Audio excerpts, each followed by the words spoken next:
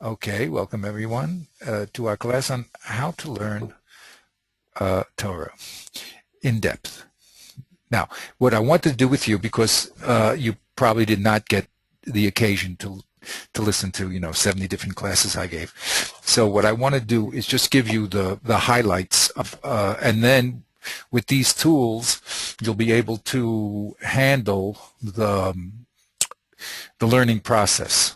Okay. Now, of course, if you have all the tools, it's the best thing. But there's certain basics that if you have, like this idea of a statement and a question and an answer and a kasha and a teretz and a steer and a raya, they give you a very strong framework to handle really the give and take in the Gemara. So here's this book called Darkei Gemara Talmud. Did you ever look at that at all? Is that by Steinsaltz? Not at all. It's by someone who lived around 700 years ago, right before how much? No, not that long ago. Before Girish Svad, 600 years ago, 1490, no, 1500, yeah, around 500 years ago. Yeah. So it was a rabbi called Rabbi Yitzchak Kampenton. He was called the Gaon of Castile. He lived to be like 100 years old, very old man, and he died right before the Girish Svad. Now, he writes this little book called Darkei Talmud, and of course the Goyim never really, appreciate us learning Torah, so they refused to have the word Talmud anywhere around, and they censored it and they turned it to Dark, and we had to change it to Darkei Gemara. But now we're living in a better time, hopefully, excluding the news that we're hearing. But so the real name of the book is called Darkei Talmud, and we use that name. Okay, now. Small book. It's around, I guess, maybe around 15 pages. Really, that's a pamphlet, around 15 pages long. But it's written by a Rishon. So again, there's this way of compressing information into a few words that is used by all the great Torah scholars. And so what I do is I do this outlining thing, quite called visual logic, so that we can focus on the points, because if you don't do this type of activity, then what happens is, just like we were doing with the Chumash, that things go by very quickly. They go in one ear and out the other, as they say. So here, I'm just going to focus on some basic points, and then I'm going to go into the Mishnah with you, and we're going to apply these ideas. Okay. So the first thing he says is Harochi Chachem Yarba Yeshiva. There's just no way out. If you want to get wisdom, then you have to spend a lot of time sitting. What does that mean, sitting? He says, and that's a key word. You have to spend a lot of time in investigating it very, very well. When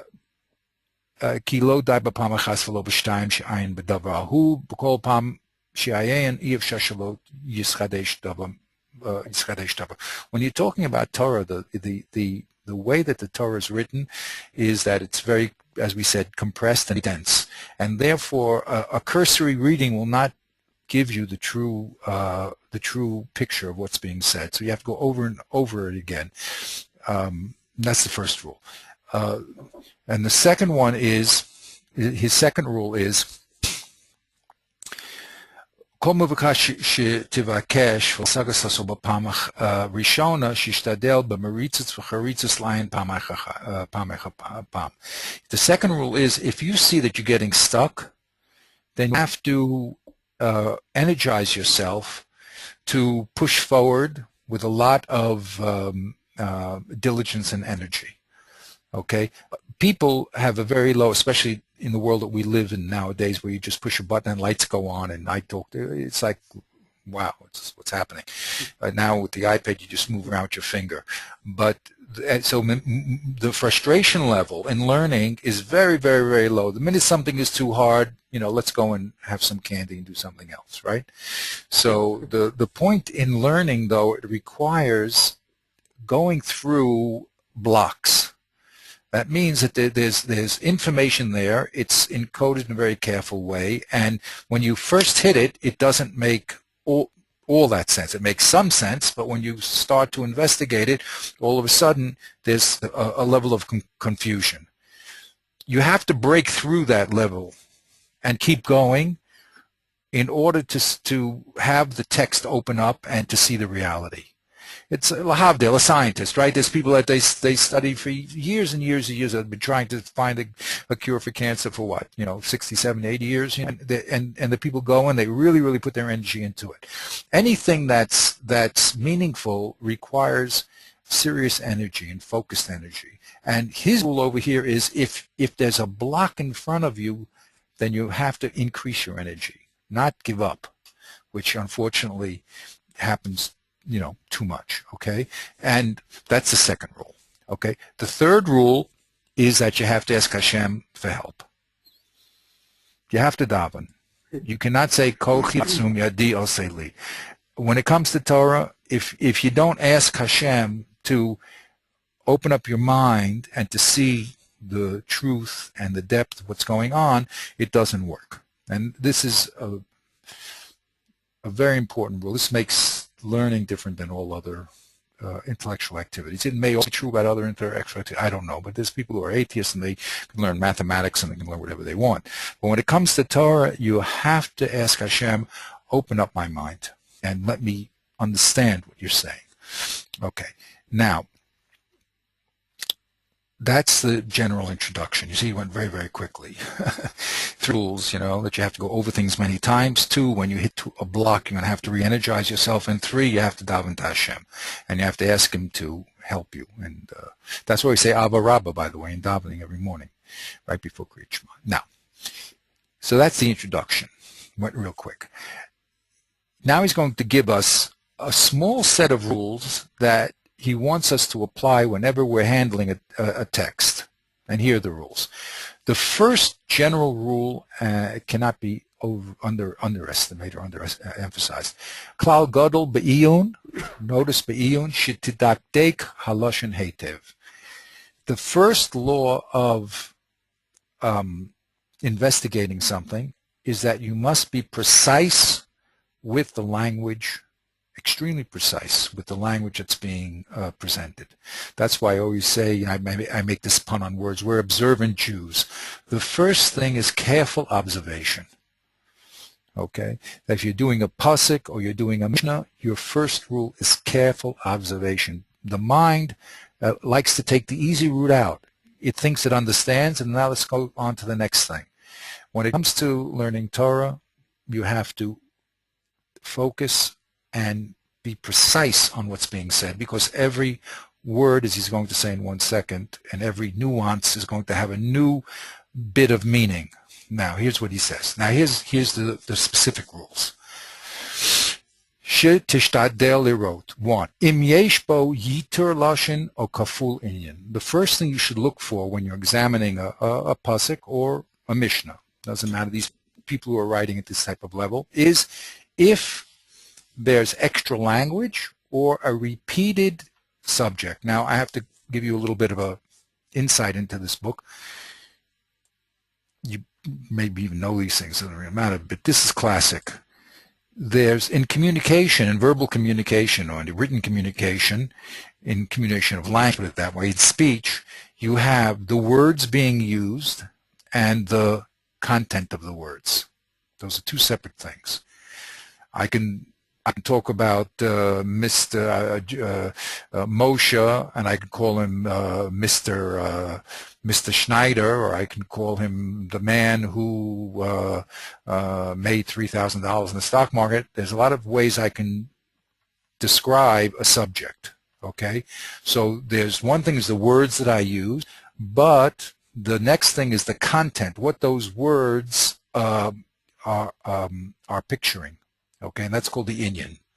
So there's always the lashon inyan, which is the words being used and the subject being described. Okay, so that's why he says here you always have to look for both two qualities here. 1, is there any extra words being used? I.e., if this statement could have been said in 3 words, why were 4 words used? This statement could have been said in 2 words, why were 3 words used? Okay, so you have to look at the statement and said, could I have said this statement in a brief, in a briefer way, more brief? If not, if I could, then why is the statement adding words to describe this concept when it could have been economic, as you said, I think that was your word, economic, and use two words. So that's the first rule. It's called yitur lashon. See if there's any extra words, physical words.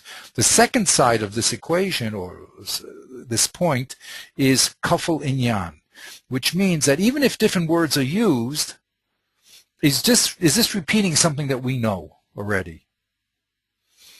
Okay, even though it's different words, but did we learn this already Did we learn this concept already? If you're learning in the Chumash, this pasuk, one pasuk says,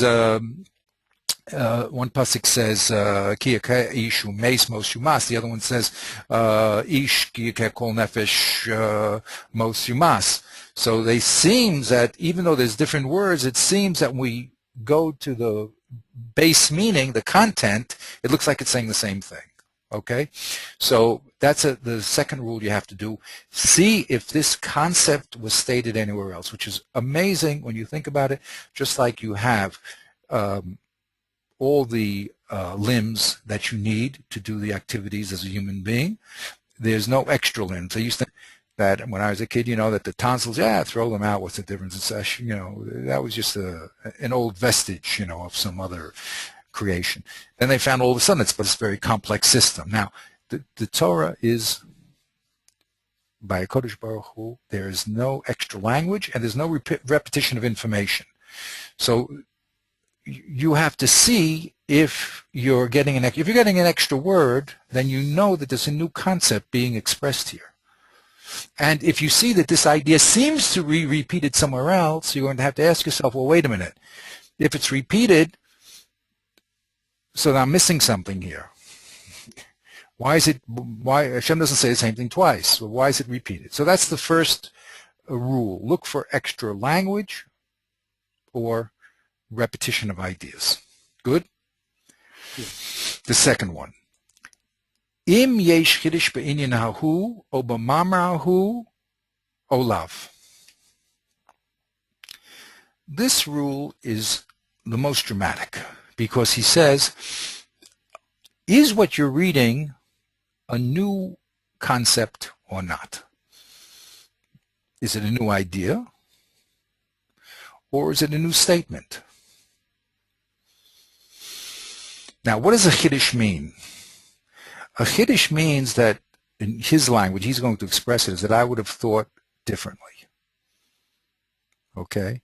A chiddush doesn't just mean a repetition of ideas, that's kafel inyan. A chiddush means, is this something that I would not have expected? If it's something that I would have known already, so it doesn't have to be said. So whenever the Torah speaks, it has to be telling you a new level of knowledge. Okay, a new level of knowledge, a chiddush. A chiddush means that you would have thought differently than what it's saying.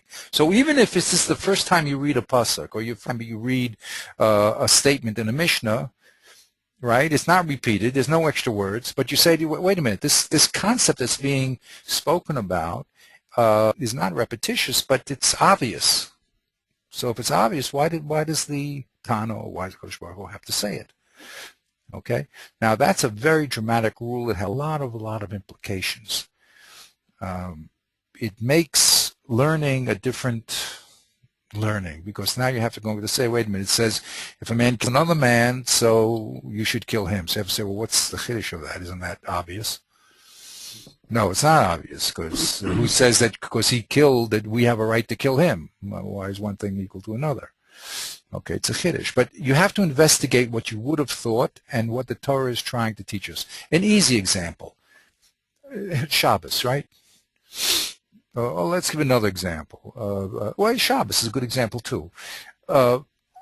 We have these 39 malachas. If you didn't have the Torah, what would you do? Well, I'll tell you what you do. You'd be a guy, right? Shabbos would just be another day of the week. Why not? You could work, you can write, do what you want to do, but there's no difference between Shabbos and any other day.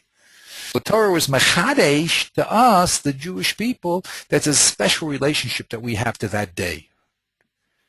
Okay, we have to mekadesh it. There's no 39 malachas. Okay, the idea of ribbis is also a chiddush.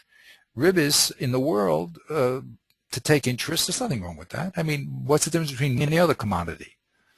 Okay, so maybe there's an, oh no, maybe you shouldn't take too much. But still, if I loan you my, if I rent you my car, or if I rent you some money, what's the difference? You're paying me for renting of the money. What's the, no difference. The Torah says, no, we have a special obligation, ba'amecha, not to take ribbis to our friends, of the Jewish people. So that's a chiddush. You wouldn't have done that. You wouldn't have thought that you had to make what is that called, being nice to your friend there, and not charging him. Why? So this second rule is actually very, very revolutionary. It means every time you see something, you have to say what you would have thought, and then you have to come up with a alternative position, so that this position is teaching you a new level of a new level of being, like Shabbos, a new level. Okay, so that's a very, very powerful rule. The third one is called B'chol Shinui Lashon V'Shinui Din O Inyan Sheben Nosei L'Nosei Lama. Shinui means change. You have to recognize change. This is every word here is very, very precious. I hate to be so repetitious myself, but when we were doing the Chumash, right, so we took the psukim, we put them one in a chart, one under each other, and we said to ourselves, now wait a minute, when it came to killing a man, the penalty was mos yumas. When it came to injuring the parents, all of a sudden the penalty was the same, right? So what happened? The din stayed the same, but the factors changed. Now, all of a sudden, when you get to an animal killing a man, right? The man sure killing a man. So there you have to pay money. So there the law actually changed. So if the law changed, why did it change? So the observation is a very important observation, is to look for change. Manashtana halayla zeh, we're coming up to Pesach. Manashtana halayla zeh mikol halaylos. Okay, which means you have to investigate and see what changed from statement A to statement B, or law A to law B, or in the Mishnah we'll get to the same thing with case A and case B. Did the language change? If it did, explain to me why it did. If the law changed, explain to me what new factor in the case caused the change in law. If the subject matter changed, you say, well, why did we go from this subject to the next subject? Okay, why is a sota next to the Nazir? Nazir after sota, right? Because if you get involved in wine, and these other terrible things happen. So that's called Shinui Inyan. So that's the third rule. Okay, so we have three rules. One, look for extra things or repetitious ideas. See if what you're saying, even if it's not repetitive, is a new idea, a new concept. And third, be an observant Jew and see if there is any change from one statement to the next in language, law, or in subject matter. If there is, ask yourself, why is it happening? So you have to be a very active reader here. Okay? Yeah. Now, the second big category. Udarashta v'chakarta v'sha'alta hetev. Three important rules. You have to dorish, you have to explain any change. You have to investigate things. You have to look into them and investigate them. And then you also have to ask. Not good enough just to think yourself. Ask. And he says later on, later on in the book explains that don't minimize your questions. Don't minimize your questions. Don't just say, okay, minimize means don't throw it under the rug. When you have a question, there's like we said there, whose problem? There's a problem there, right? So now you want to solve the problem. Don't say, well, it's a problem, let's go on to the next thing. You have to say, well, it's a problem. Now, what's the solution to the problem? Okay, so but here he says you have to sha'alta hetev v'tishtadel lahotzi kol haloshin. You have to ask very well on every point and try to hotzi kol haloshin be'inyan shekol mila b'mila v'kol chelek mimenu yora al dabachadlo haya muvan mikodem. So now he says, the statement. Every word of the statement, every part of the statement, has to teach you new information. There can't be an extra letter. Forget about the whole statement being extra. Even there can't be an extra letter. There can't be an extra phrase. Everything has to be explained. That every condition that's being added here is teaching you something new. Okay, that's why when we went through the chart, every halacha has to be teaching you something new. If I could have learned one halacha from the next, then again, I could have just written one halacha. Why didn't two?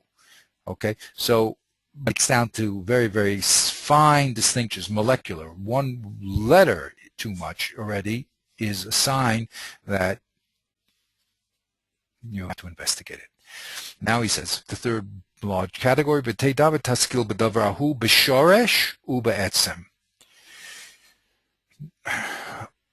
You have to, number one, get to the shorish. What is the shorish? That's why I said in my, in the course, getting to the source. Okay, whatever you see, you have to say, what is the source of this halacha?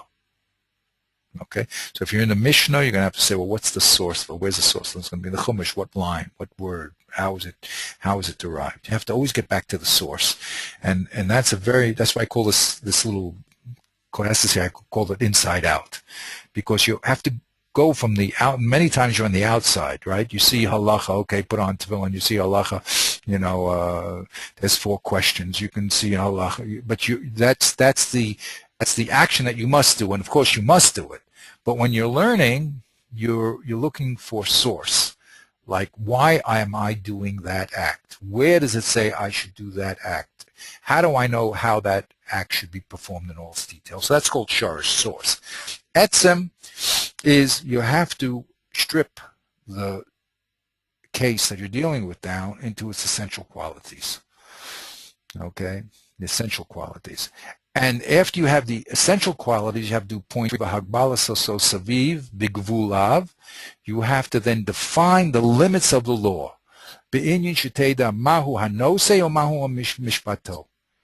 So you can clearly state what is the subject and what is its law. Okay, so that's what he says. That's why when we were doing the Chumash, you see, I first divided everything into Nosei and Mishpat. The Ramchal calls about Nosei and Nasu because he uses Nasu as a much more broad term, which means the rider and what it's carrying. Okay, but in our terms, what we're interested in understanding Hashem's Torah, so he's going to be talking about a case, an osei, and a law. So when we looked at Mishpatim, lo and behold, the basic breakdown was case and law. But then you have to do these other things. Very nice. Now, I understand the case and law. Do I understand the etzem? Do I understand what is the primary case and which ones follow from it? And how do they follow from it? So that's what he wants you to do. And is also the limit of the law. How far does it go? Remember we said one case said Maki Shumes Moshumas. The other one said Ish Kiyaka Ish Moshumas, right? So one said the poel, one didn't. The first one didn't say the poel, it said Maka Ish. We don't know who did it. The second one said Ish Kiyakeh. So there we saw the dynamic between those two pasukim was eliminating Ish. You might think Ishor, so the other one says no. It extends the limit of the law to Ishor, but the other one, if I only had an unlimited subject, in other words, a non-defined subject, I would have said even a katan. So the first pasuk limits it to Isha, not katan. So there's the dynamic between the two pasukim, which will show us the limit of the law. Okay, so now this is a very big, but these are the basic rules that you have to really learn and to apply. This is much different. This book, by the way, is much different than Darkei Gemara. Than Derek Tfunos and Sefer Higayon.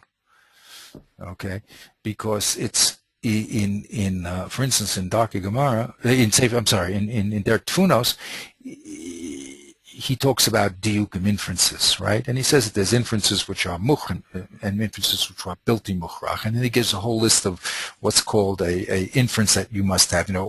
All buses have wheels. If it doesn't have wheels, not a bus. He didn't give that. I'm just giving that example. And one thing that has wheels, it must be a bus. So he gives the technical aspects of logic.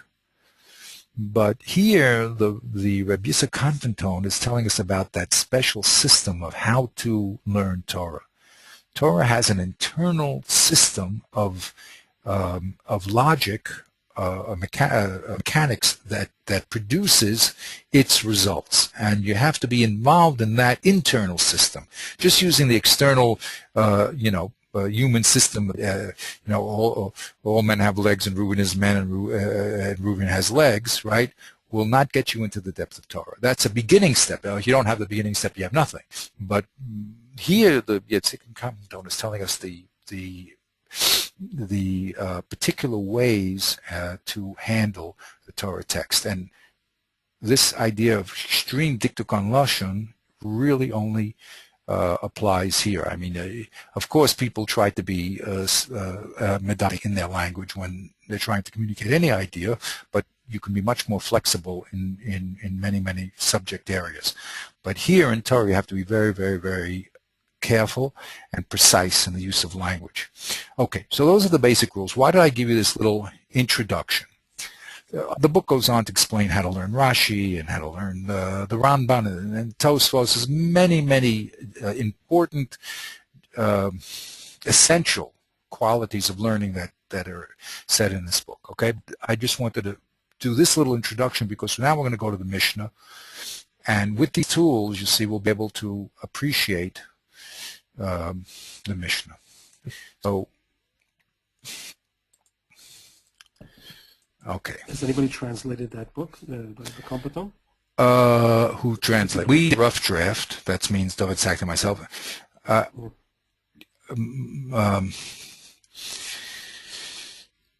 I did a rough draft. Maybe I could even send you.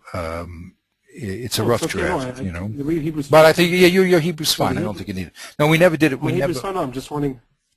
I can send you this. If it's been published. No, we were doing it. Now Feldheim collapsed and everything. I mean, it's one of our projects. But and I did rough drafts on it, and I then I wanted to go with double. It's a whole business. But in the end, I don't know what will be in the end. But this book that I just mentioned to you, Dark Talmud, is an essential, a real essential, because it tells you not only the rules of learning, but also the attitude. What do I mean attitude? This idea that we just learned in the beginning, that you must go over things. You must, when you hit a stumbling block, you must re-energize yourself to go forward. And 3, you have to daven to Hashem. Now, those things have nothing to do, or little to do, with secular knowledge. A little bit it does. I mean, secular knowledge also is difficult. You have to push forward. Okay. But in Torah, this third rule, the Torah is written in this very, very dense way, requires a tremendous amount of preciseness and understanding of the use of language. It's very mathematical, and you have to daven. If you don't daven, you're not going to. That's why you say Avarabba right before Krishma. You really have to ask Hashem, because it's this stuff is this is the secrets of a Kodesh Baruch Hu. Even though we're talking about cows and people hitting each other, but this is all the secrets of a Kodesh Baruch Hu right here. And we're only talking Peshat. Forget about those higher, lofty levels. But every bit of Torah you have to ask Hashem for.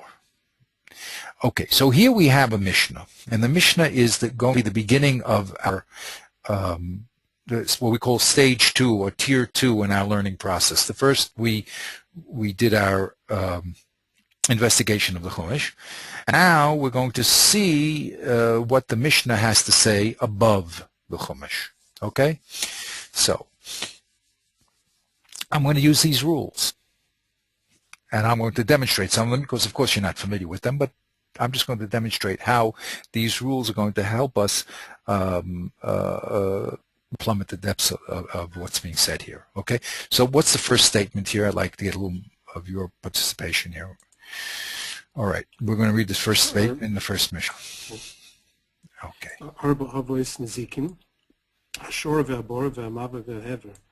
So there are 4 categories of damage: the bull, the hole, the mava we said was the. We have to discuss mava. Fire, and which one is the the hever is the fire. Right. Right. Right. Exactly. Okay. So now in this one statement, I just want to demonstrate to you some of these rules that we just learned so that it becomes more tangible. First of all, the first problem here in the statement is the word arba. Why is that a problem? Because we said the first thing is to see if there is any extra words. Okay. Now, since the Mishnah tells us the shore, the bor, mav, and the hever, the rule is why do you have to count? What did you add by telling me 4? I can count. We're not, again, a very important rule here.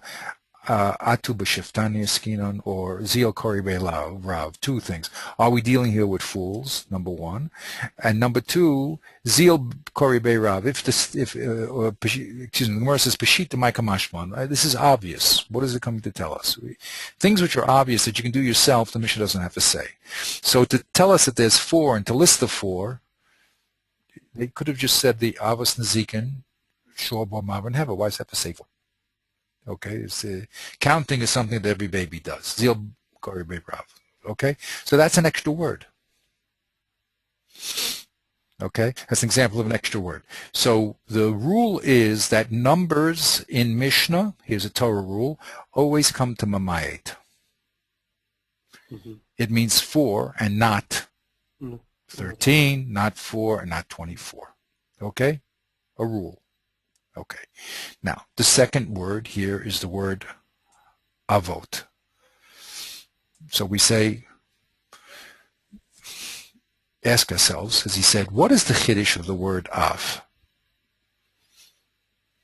Okay, so we had a class on this, and I brought it up. It was very, very important. And we showed that in Sefer Higayon, he talks about the muchash, the physical level thing, the low level, so to speak, or the closest to the physical reality level of concept, which labels reality. And then we separate things from reality and start using a higher level concept like color, which is still attached to something physical, but yet we say that the desk is brown and the book is brown and the bear is brown. So we start handling brown, even though it has a physical representation in reality as a concept. And then we break away from reality completely, so to speak, and then start making categories of things like animal. And we said there's no direct physical object in the world called animal. There's either a bear, a cat, and a dog, and there's a new concept called animal. That's already a category. So we said also here in the Chumash spoke, when we looked at the Pesukim, of muchashim, physical, a man, physical, killing another man, an ox goring another man and killing him, right? They're all very low-level concepts. And you would think that that's as far as it goes, that you can't build a higher level concept from that particular case. If the particular case happens, then the law is mos yumas. If it happens in any other way, then you'd say, well, you don't have to pay. So for instance, if the animal, instead of goring, he would kick somebody, right?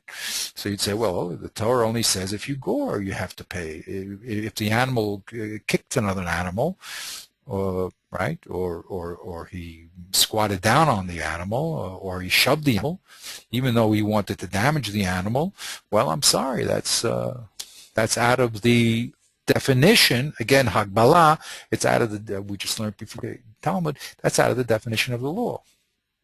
So the chiddush of this Mishnah is that these muchashim cases, these physical cases, really represent categorical classes. And that's a quantum jump in our understanding of these particular cases in the Chumash. Now, in Darkei Gemara, he has a wonderful, that's why I really recommend that book. He talks about when the Torah expands a particular case and when it contracts it. Okay, that's a whole discussion that we'll have, Bezrat Hashem, as we do our learning. But here, the big chiddush of the word av is that these cases represent categorical principles and not particular case. Okay, so we asked ourselves, um, what is the new chiddush here in the Mishnah? The first one we said, wait a minute, Arba is not a chiddush we can count. We said there is a chiddush because it's going to eliminate other ones. Here we said, what's the chiddush of saying the word avos? So we said, this is telling us that these shor, bor, mav, and hever, which look like particulars, are really categorical. Okay? With me? Now, the third word, the third word here is nezikin. Okay? Now, in Hebrew, it should say mazikin, not nizik. And nizik is the passive, right? I think we spoke about this. Okay, so that's called a shinui lashon that we just learned. Shinui lashon. Shinui means a change in language. Why did it change from the norm? Okay. No, the Ran speaks about this. I asked Rabbi Hyman Olvashon once. He said, really? He gave me a drush. I'll just tell it to you because I think it was a very interesting drush. He said, when you're a mazik, you ended up to be a nizak. That means you end up hurting yourself.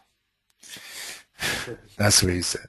And we see, right? The Torah says you have to pay things. You're ending up damaging yourself. So it's really reflective. Okay, that's not what the Ran says. That's what he said as a drush. But anyway, but you have to answer by doing this method of careful analysis and having the tools to do it.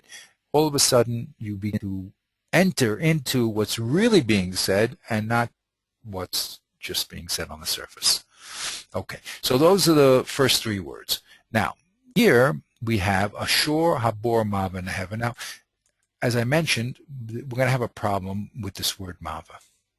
Okay, but before we get to mava, let's define what we do know and what we don't know. Okay, so when we looked at the pesukim, let's get those back again. How can I get the pesukim? I think I'm going to open up another text. Should I do that? Yeah, let me open up another text just to do that. Go ahead. On just a very short level, what's the root? What's the shorish of the word mava? There's a big discussion Gemara what it means, so I don't want to get so much involved in it. Okay, we're going to have a whole discussion on it because it depends what the shorish and where it's learned from and how it's learned. It's a big discussion. So if I open up that, we'll. Oops, I'm sorry, I just did the wrong thing as usual. Not usual, but whatever. Okay, let's go back. Control Home. Let's look at not this one either. We're going to get there. Okay, I'll just down to the.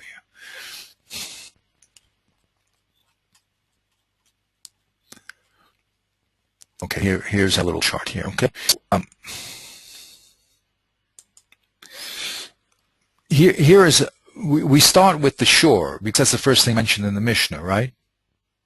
Yeah? Are you with me? Did I lose you? No, I'm here. Listen. The sound is with you, right? Hello? Okay. So here's our pesukim. Hello, are you with me? Okay, great. Okay, so here are pesukim as they. Do you see the chart in front of you? Here's the pesukim as they read, right? Now, in other words, we spoke about all these pesukim before was man the damager, right? You got man murdering another man, hitting his parents, the ganav of the kidnapper, the cursor of his parents, Rahmanis, the damage, right? The damage done to a bystander, a woman. Those were all the victims over there. The aggressor was a man.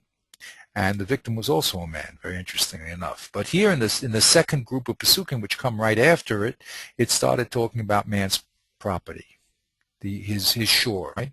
Ki yikach shor es ish o isha umes sakel yisakel ashor v'lo yechal basaro bal ashor naki. Okay, so the second level that we spoke about, we said shinui inyan. Shinui Inyan. Remember we learned that before in the beginning of the class?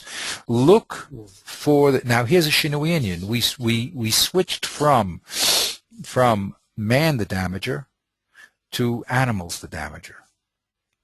Correct? That's the shore, is the damager. He's the active. So the victim here happens to be the same. No, excuse me. I'm sorry. It's not. Kiga shore. No, the victim is the same. Yes, correct. It says Kiyigach shore es ish ose shore. So the victim is the same, remains constant, but the aggressor here changed to an animal. Okay, and then we notice on the other side the law changed. It also changed from Misa to, okay, the shore gets killed, but the Baal HaShor is Naki. Doesn't get killed, he only loses money, right? Okay, so the law changed. So now there's a Shinui Indian here. How come the Torah switched from man aggressor to animal the aggressor? Why did it do that? So that was our beginning move to understand that the animal is a lower level of responsibility that the man has. In other words, the first level of responsibility, as we say inside out, is that the man has to control himself. If he doesn't control himself, chas v'shalom, and is an aggressor, then he's going to have to suffer the consequences. The second thing, inside out, the next level is he has to control his property. Okay? And the first type of property he has to control is that shore, that animal that he owns.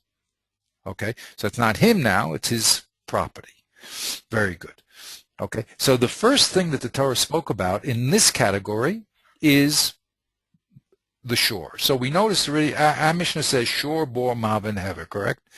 So we focus and we go again inside to the shoresh of the Mishnah. We say, well, this Mishnah is focusing on this pasuk in the Chumash. Now, after it talks about the tam and the muad, which means 1 and 3 times damagers, then it goes to what goes to the bor.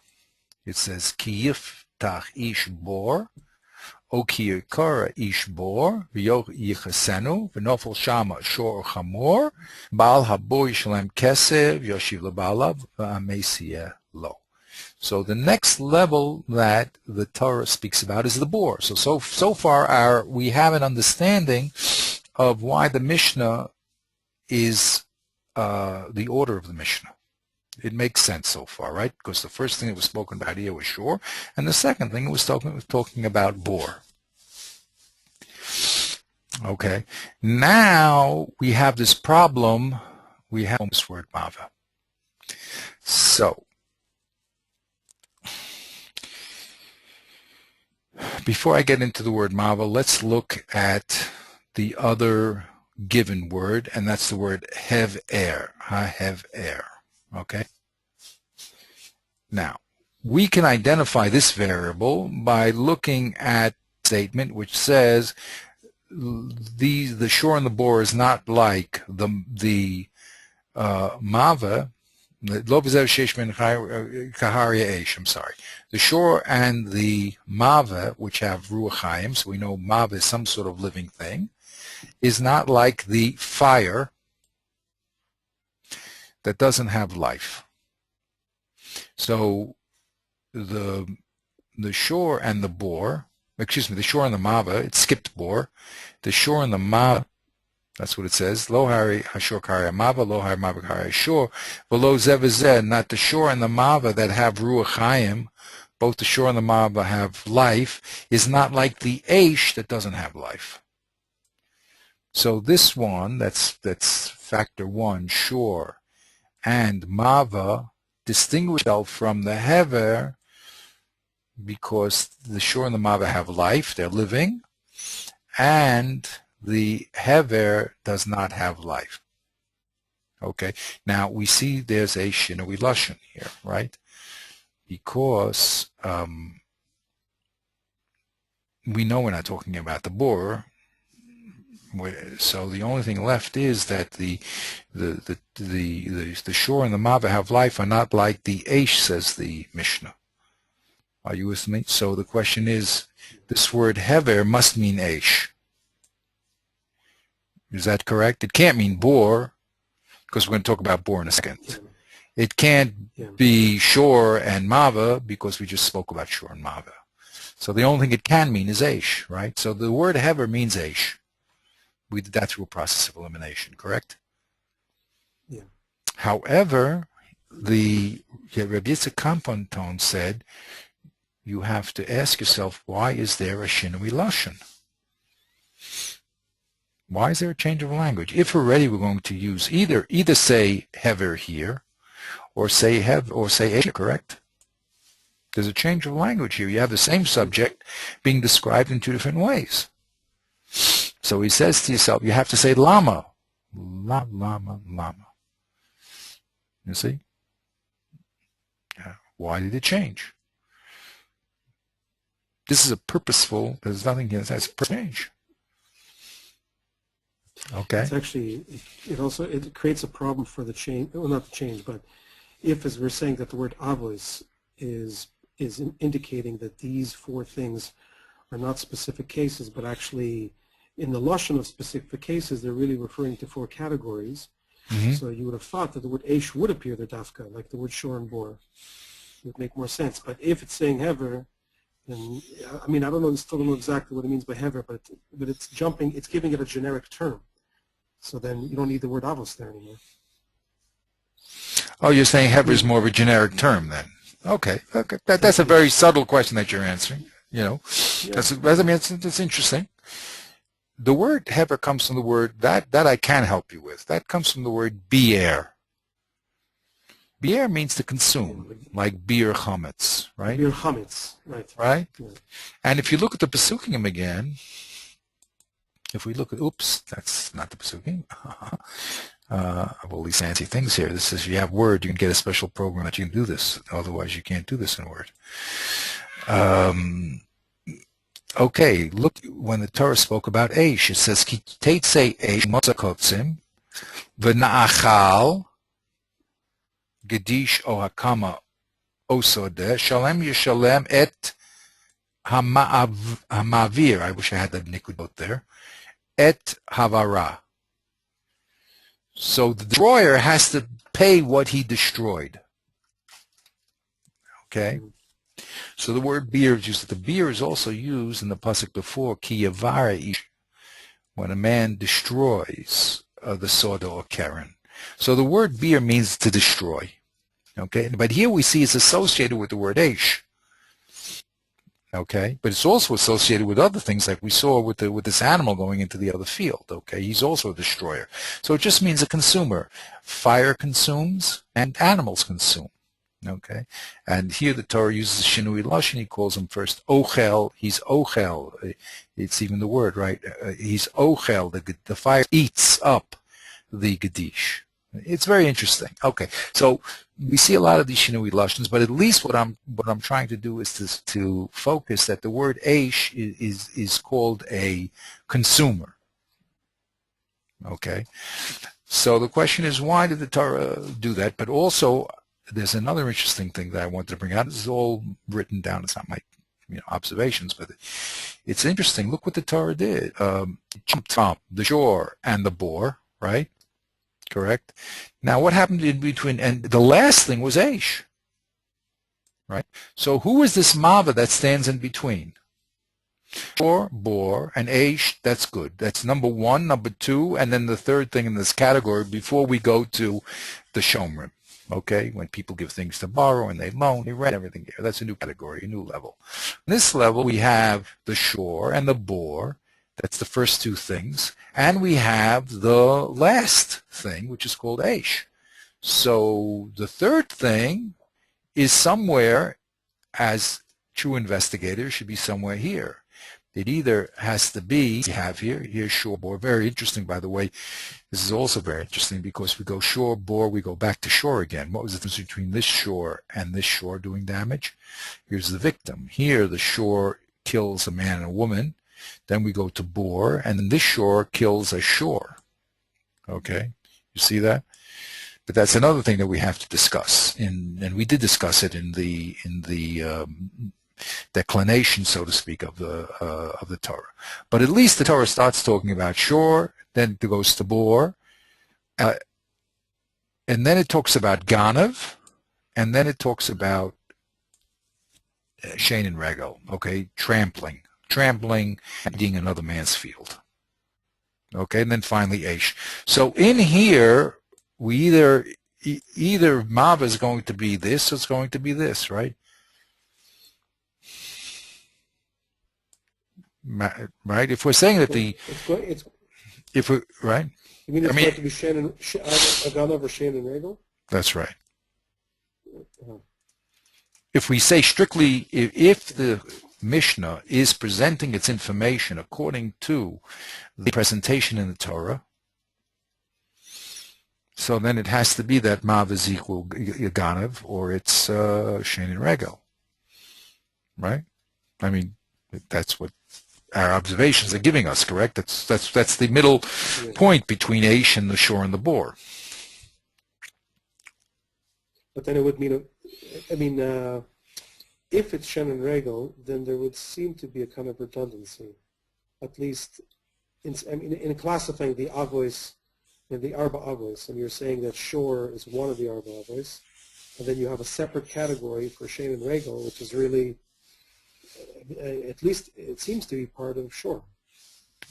Well, which is fine, but then it would just mean you're dividing shore into two categories. There's I guess shore that gores, and then the ox that either eats or tramples. Yes, isn't that interesting? Yeah. The first shore is the shore that gores, and the second one is the shore that eats or tramples, right?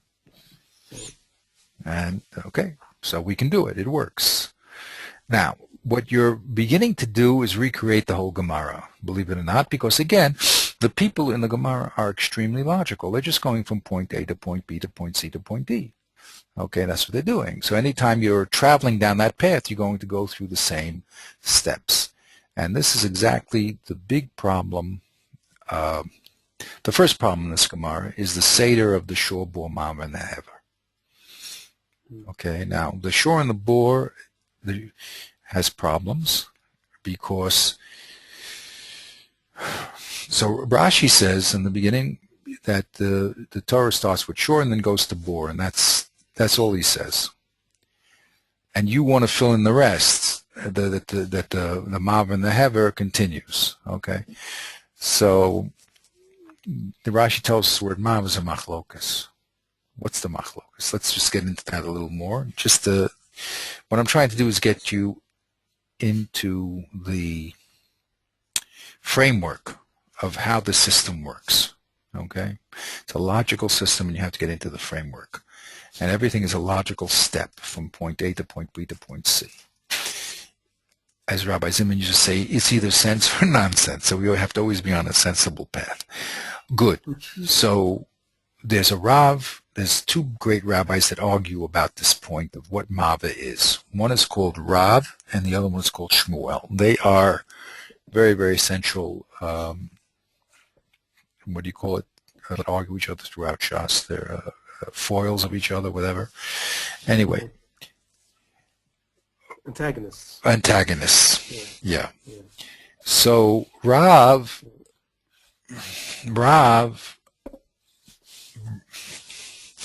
okay, I'm going to do it outside because, again, I don't want to get it. Rav says that the word shore means Karen, Shane, and Regel. Like you said, it's a kollel name. But it includes everything. Karen, Shane, and Regel. So then what could Mava be? Ganav. So he says it's man. He says it's man, the damager. He doesn't say Ganav, right? He says it's a general word that means, just like shore is a general word for all the activities of shore, the Mava is a general word for all the activities of man. Why not specifically Ganav? I mean, isn't the whole problem one? Isn't it a matter of deriving the order of Rabbi Yehuda Nasi from the Chumash? Isn't that the issue? I mean, isn't the whole issue the saying, look, there's an order here that Rabbi Yehuda has? Yes. So then, so why does he make it more general than what the Chumash itself says? Very good question. Because look what he did with shore. Why didn't you ask that question with shore? Why did he make the shore more general than the Chumash made too? Right. Good. Yeah. Right. Right. The shore could have been I think that's the Karen, Shane, and Regel. What do you mean? right. He's generalizing to Karen, Shane, and Regel. We're not particularizing. So he says, just like I'm going to generalize with the shore, and even though the shore was mentioned first, and he was repeated at the end after, right? Because he's repeated. Our poor shore comes in the beginning, killing men. Okay, then he starts killing animals, right? Then there's this break here with the Ganav, and then all of a sudden he comes back again, trampling. So the Chumash itself separated this the shore into different compartments, so to speak, and then it put this Hmm. Ganav in the middle there. So the way that Rabbi Yehuda Nasi presented it, according to Rav, is that we're really talking about the general categories, and that's why I put all of shore together. The Torah started speaking about shore, and I am going to talk about the shore as a unit of all his properties. We have to understand what that unit is and why it is. There's all the questions we have to answer, but at least we're stage one of our conceptualization. So Rav says the shore of Reb Yehuda is the Karen, the Shane, and the Regel. It's a categorical unit, and that's why the Mava also is not a particular Ganav, but it's man the damager. Okay, in general, because we know that man, first of all, man was mentioned above, but that's going to be man damaging another man. So we're going to have a lot of discussion here. You'll see that because of this opening, we're going to have a lot of discussion in the Gemara about this point, okay? Because we have to define we cannot understand this unless our terms are first defined, and that's true about any statement. If you don't first define your terms, then you don't know what you're moving around and what you're adding, what you're subtracting. So that's what Rav says. Rav says that the Mava really it means man, okay? Very good. And he brings a proof from the Tanakh, and then, but okay, and then Mishmul comes along and he says, no,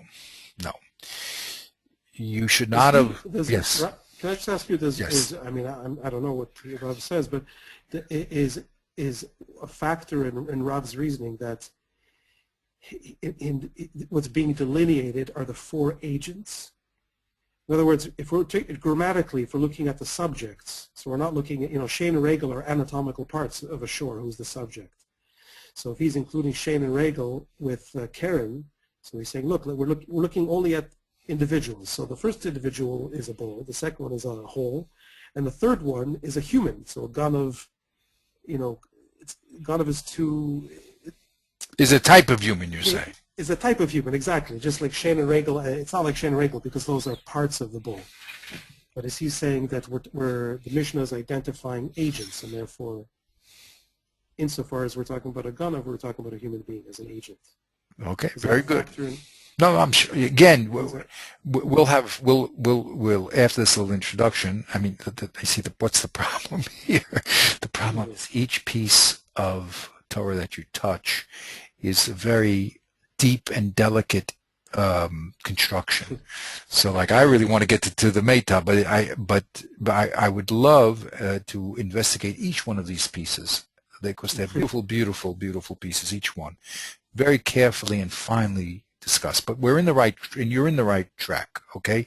And that's what you must do. You must first develop a hypothesis, and then compare your hypothesis to what the great Rabbanan have said, and see why they accept or reject your hypothesis. And then you begin to be involved in what is at stake by saying X, Y, or Z. Okay, as an untrained person, you can flail and say anything you want, but when you're involved in the delicate mechanics of going on, so you're much more limited. Okay, so we said like this to recap. Rav says that the word shore includes the Karen, Shane, and Regel, and therefore the only thing left that we can identify as is the man. Okay? Shmuel takes a different track, and he says, no, we're not talking about Karen at all, because if you noticed in Karen Keren was something that moved from a tam to a muad, and he maintains that the Mishnah is only talking about muadim. So muad means that's muad lechatchila. That's what he maintains. So therefore, the shore here is regel, and the mava is shane. And he brings a proof that mava can mean shane in the Tanakh. That's interesting. But look what he did here. The shore. He says the whole discussion here is concentrated on this pasuk, right? And what's very, very unusual, very hard to understand well, is if this shore is a regel and the mava is a shane, so why does bor come in the middle of it? Now you've lost any seder, it seems, in the pasukim.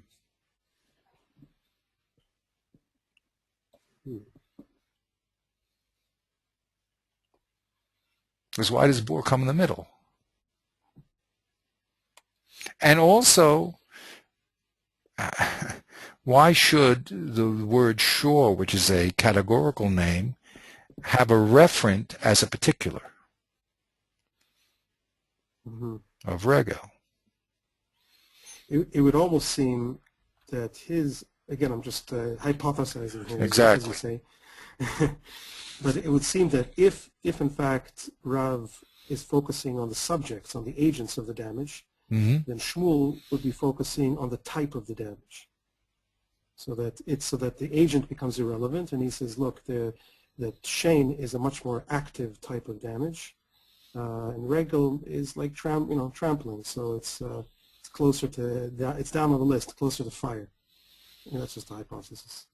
Okay, the ongoing question is, again, with him, we don't understand what seems to be very, the order that's picked by Shmuel. In other words, why do we say shore, bor, mava, and hever? Shore, mava, bor, and hever. I mean, why did he pick this order? You have why did he pick this order now? Well, what I'm saying and again, it has nothing to do with the Chumash now. And even if you tell me it has to do with particular agents, but no, I'm saying that Shmuel. I'm trying to figure it out for myself. If Shmuel is not focusing on agents, but rather on types of damage, the actual act of damage. The act of damage. Very good. So then I assume that he would say that first of all, there's a difference in level of damage between shane and regel.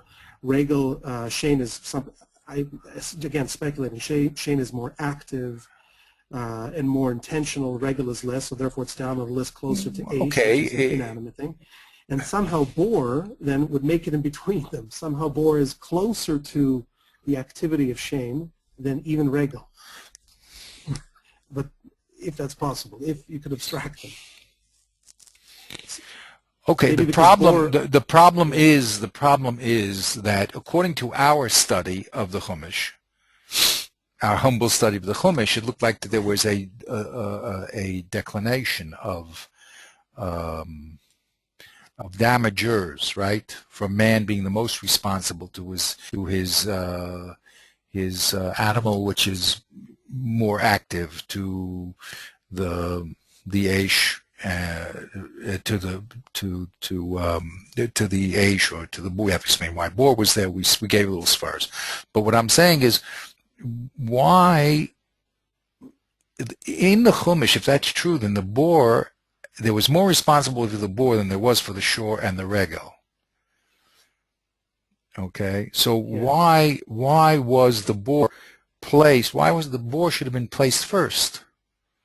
It should have said bor, shane, and regel, right? It should have said what? It should have said shore and mava, then bor and aish. That's if it was following the order of the Chumash. Shore, it doesn't make any sense. You should have started with bor first, because that was mentioned before the shane and the regel. right? And then if you want to say that there's two parts of shore, one is called the shore and one's called the mava, right? So then put them together and then put the bor and the aish one after another. So he's going to have a difficulty in um, in describing why the Chumash picked the order, why the Mishnah picked the order that it did in this interaction between him and the Chumash. Okay, like you have to say, what is his guiding principle? Okay, so this is problem number. Yeah, go ahead. Go ahead. Yeah, I just assume that he has to see some kind of radical difference between Shane and Regel. It's so radical that it could even jump over, or that you could stick something in between it, namely bor. Yeah, so you wanted to make you want to say Shane is much more conscious than the bor, and the regel is the least, or something like that. Right? We're starting Right. off. Sorry, we're starting. Excuse me. Right. We're going to start with regel first. By the way, he has it regel, bor, and Shane. Regel, bor, and Shane. Regel is first. Yeah. Because Mav is Shane. That's how everything is mixed up in his world. I mean, the first four are totally mixed up. They don't make too much sense. I mean, again, at first glance, we're beginning our discussion. We're trying to form ideas, and we're trying to go to the next level. But in the surface level, regel is first, bor is second, Shane is third, and then there's Aish. Doesn't make too much sense.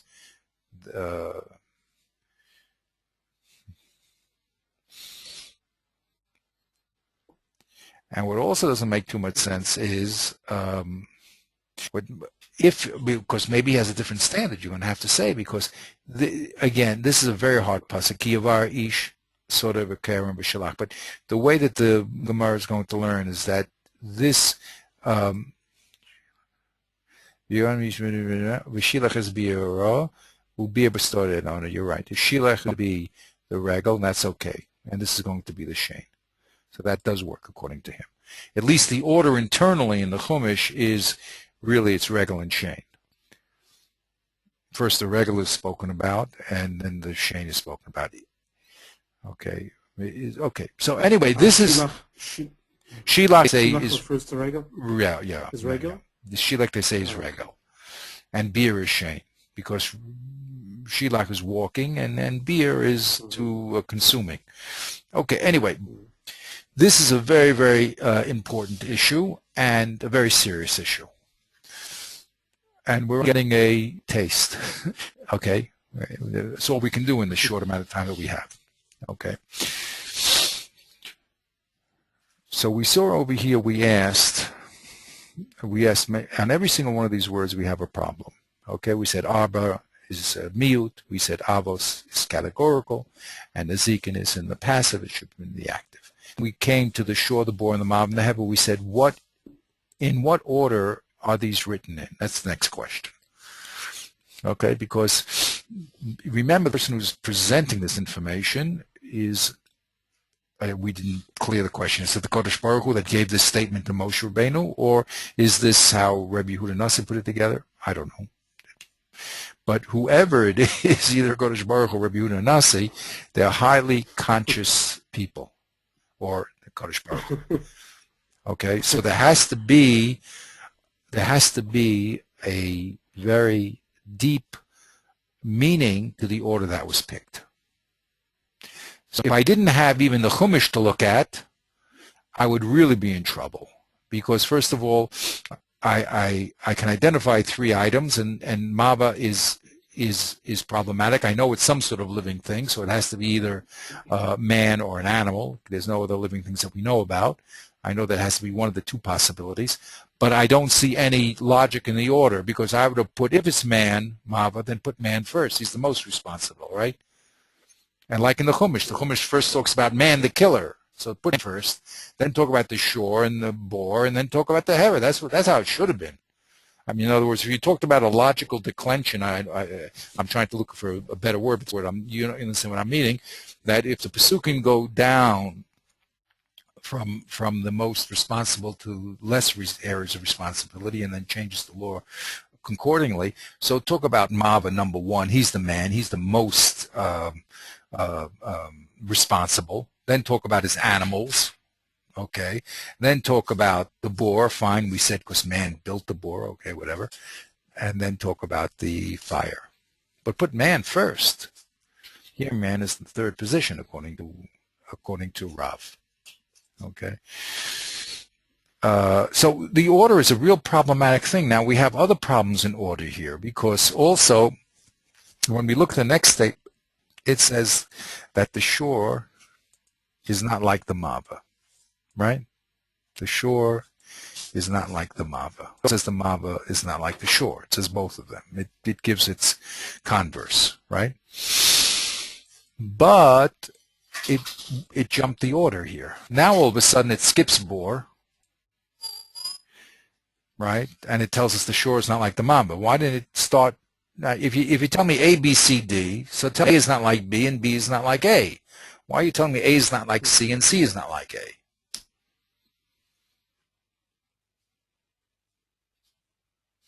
So here's another shinui, a change in order that we have to investigate. I mean, why did it do such a thing? Either make up, if you want to present your information by saying the shore is not like the mava, so start off saying there's 4 types in the Zekin, the shore, the mava, the aish, and the bor. Say it that way. In other words, if I look at the way that the Mishnah is going to present the information, so I see it first talks about the shore. Okay, very good. That's fine. It skips to the mava. Then it says both those are not like the aish. It goes to the aish, and it finally ends up with the bor.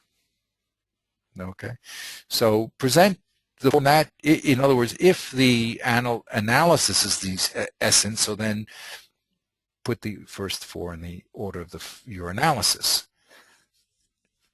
And if the presentation of the Seder is important, so then also say, present your information like the Seder. Say, Lo har shor kahari bor, or hari bor kahari shor.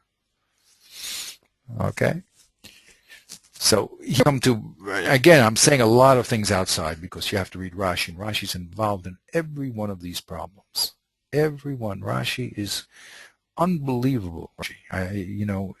You could say Rashi was great, but when you start learning deeply, you see he was not great. He was like greater than great because he is involved in every one of these nuances, and he directs himself to these nuances, and he's answering questions in a way that a child can learn. But he's involved in all these problems.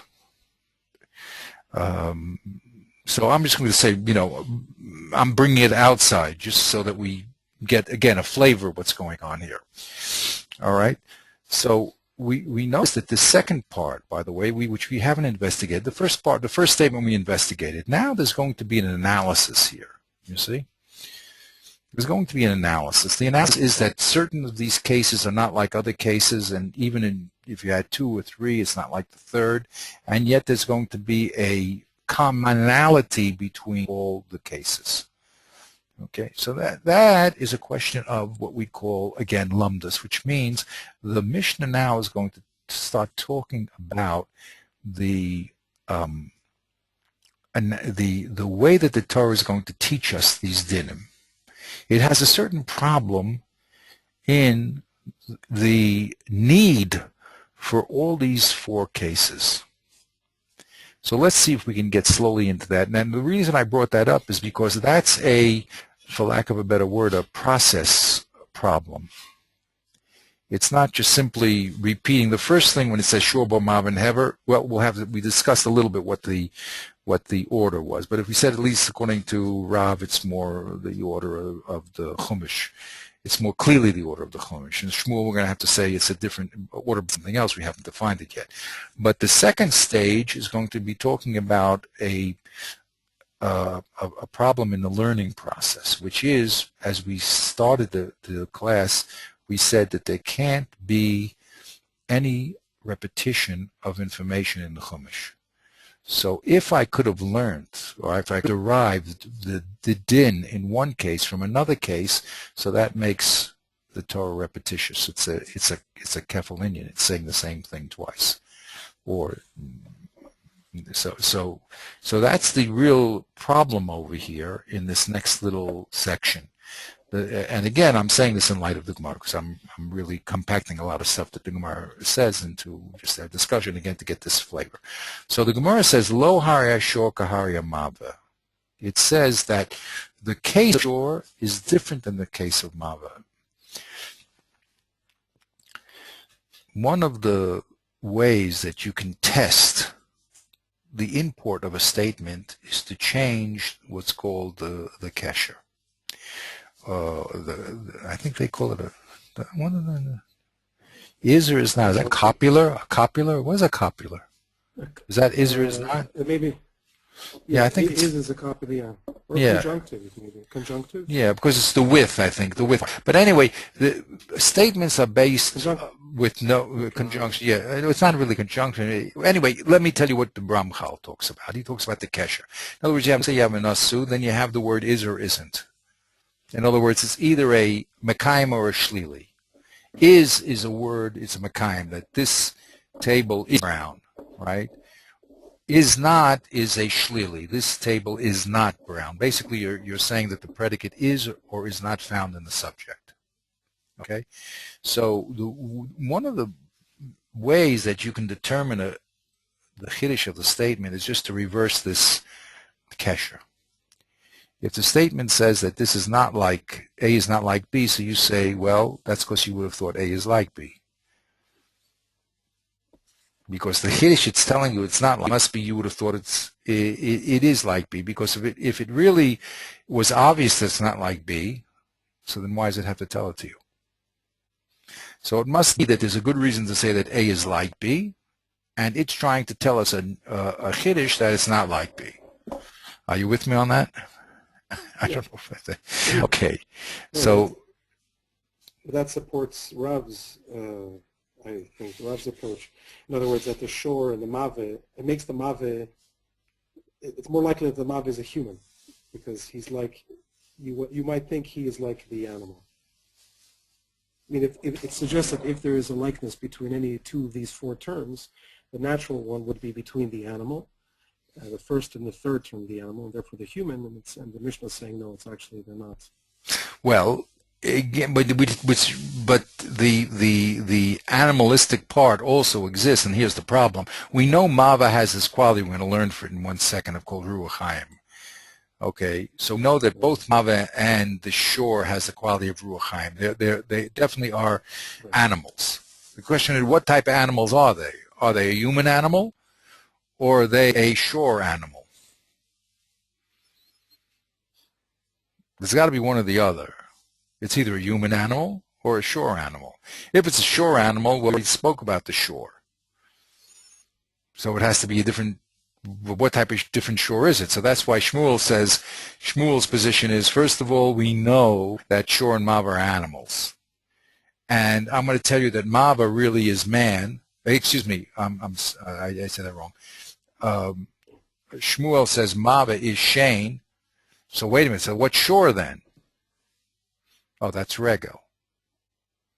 So shore, because Mava can't be a human, and we have to ask Shmuel why he does not want to say Mava is a human being. Okay. But he says Mava is not a human being. It's an animal, just like the shore. So what part of the shore is it? He says, oh, it's the Shane, and then the other part of the shore is the Regel. That's where he gets to his logic. Right. But Rob says no. There's no. You can't do that.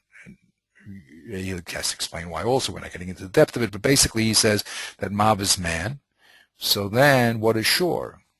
We know that the shore is Karen Shane and Regel. The shore is broken up into two parts. He says it's all of shore.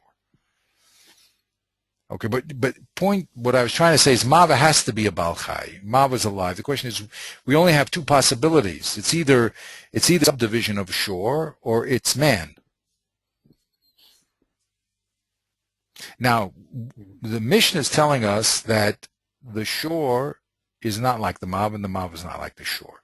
So I said the way we can determine what this new idea is by taking the opposite of what the Mishnah says. And what would be if the Mava was like the shore? Why does the Mishnah have to tell us that the shore is not like the Mava? What would the world look like if the shore was like the Mava? What's the problem? Let the shore be like the Mava. Why is the Mishnah going out of its way to tell us that the shore is not like the Mava? Okay. Another question is, isn't it, no matter what the shore is, whether it's Keren Shein Regel or it's Regel itself, isn't it obvious that the shore is not like the Mava? I mean, isn't it obvious that a human being is not like an animal is not like a human being? I mean,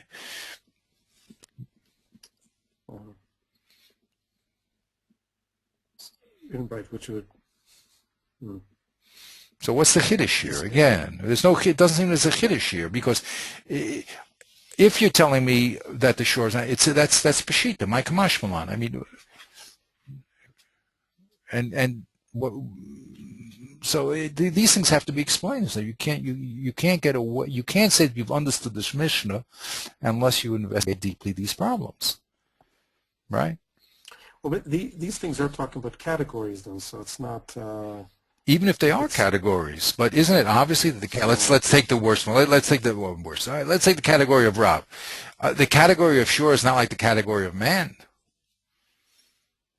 Well, but it might be if it's a category. I mean, obviously a bull is not a man, but if we're talking about categories, yeah. So there might be reason to suppose that they are similar. What is that? I mean, they are in fact similar. They're both balachayim. It says they're both of ruach hachaim. So it gives. I mean, the problem here is that when we're talking about genera and species. Mm-hmm. There's always a similarity and a difference. They're both at play. So two things are the way Plato's phrase for it is sameness in difference. Exactly. So they're both at play. So a shore and a mave have sameness between them. They're both ruach chaim, but they also have a difference, and that's see. It's also a question that pops out to me is, why do you have this? If you're already saying lo hare shor ke hare mave, A is not like B, so why would you apparently redundantly say, and by the way, B is not like A either? I mean, is that covered by A is not like B? What do you say? Lo hare mave ke hare shor? Okay, now that question I can answer you. Yeah. Okay. I mean, I have some idea of how to answer it. No, because because A is not like B does not mean that B is not like A. In which sense? Okay, so now let's introduce some external information, okay? The Gemara is very, very concerned. I mean, it's rightfully concerned. What does this statement coming to teach us? Okay, as I said, l'chora, however you're going to categorize it, I mean, why do I have to? These categories seem to be distinct, no matter who you're talking about. Okay, Shmuel, there's a subtle distinction between the Shein and the Regel. Okay, even though very interesting here, it's just another side point. The Mishnah doesn't even tell us what the difference is. When it came to why the Mava and the shore is different than the A, she told us that the Mav and the Shem have Ruach Chaim and the shore doesn't. Here, doesn't tell us what the difference between the shore and the Mav is, or the Mavs and the shore. So the Mishnah the Gemara is dealing with this issue. Like, what is the Chiddush? I mean, no matter what you say, first of all, of course, it doesn't tell us what the factor is. Why are they not different? But why would you need to say that they are different? Isn't it obvious that they're different? No matter how you learn. Isn't the Shein obviously different than the Regel? Isn't the shore obviously different than the man? So the Mishnah says that the meaning of this statement is something, it's the learning level. Lisnei chada. The question here is, why do I need both shore and mava? Can I learn one from the other? So you're talking about, well, your two words, sameness and difference, right? Yeah. It's sameness in difference, not and. You know, that's Sameness. the Oh, sameness in same difference. in difference. Yeah. In other words, that difference only makes sense if there's some sameness and vice versa. Okay, Like but the that's truth, okay. right. That's another very interesting and deep philosophical question. How those two parts are related. We're using it, or I'm using it here now to explain another concept. It's an associated concept, but it's not the philosophical concept. If the Torah writes case A, right? Now we already were taught that these cases are not particular cases, correct? They represent categorical cases. Good. So now when we talk about learning or deriving one case from the next, how do we do it? We either do it through similarity. In other words, A is equal to B, so therefore whatever A has, B has. You tell me that the similar, that's why I talked about the sameness. If I'm looking at the case and I'm comparing these two cases and I say that they have the same factor that's causing the din, so then I only need one case. But if I look at the peculiarities of the case and I say that's causing the din, then I couldn't derive one from the other. So when the Torah talks about the case of shore, for instance, which factor is producing the dinim of your obligation to watch the shore, pay for the shore? What is it coming from? Is it coming from the fact that the shore is a living thing and living things have to be watched? Or is it coming because of the peculiar elements of the shore? Like he gores, he can do things that man doesn't necessarily do. He gores, he bites, he walks. Is any specific case teaching you its law because of its generality or its particular? What is it? What's the factor in any case that is producing the law? A shore has two factors. It has a general factor that it's an animal, in which case if it's an animal, it's a chayav. Certainly you should be chayav as a human being, for instance. But it also has particularities which may be the reason why you have to watch the animal, i.e., it has sharp, pointy things on its head. It's unconscious of its if it's unconscious of its walking and all these things. And then also that's where my thinking is going. What will be the difference? Because when you learn what the Mishnah here is, according to the Gemara, the Mishnah is saying one case and I can derive the other. So what you're saying is that the LCD between the two cases are equal, and we're not going to consider the unique factors in the case and say that the law here of being obligated to watch is coming from the lower factor and not the higher factor. In other words, when the Torah could have written shore and you would have known somehow man, which is hard to say in Svara, but well, not really. You say if I'm obligated to watch my animal, certainly I'm obligated to watch myself.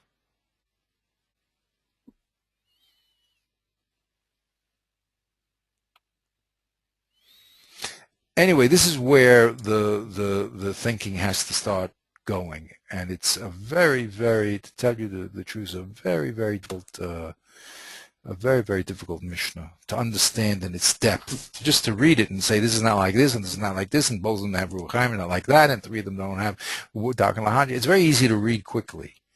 But to plummet the depth of this Mishnah is a very, very profound and subtle message here.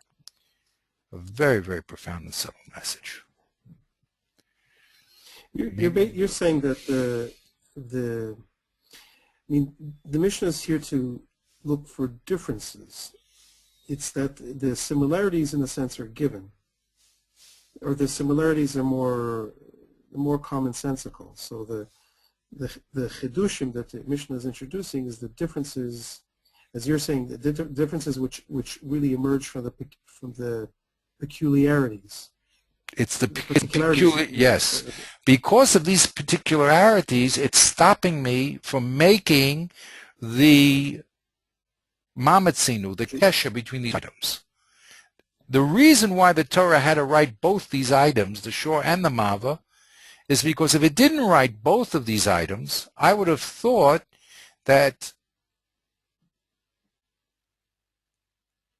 excuse me, let me say again, I'm not saying well. If these items were indeed similar,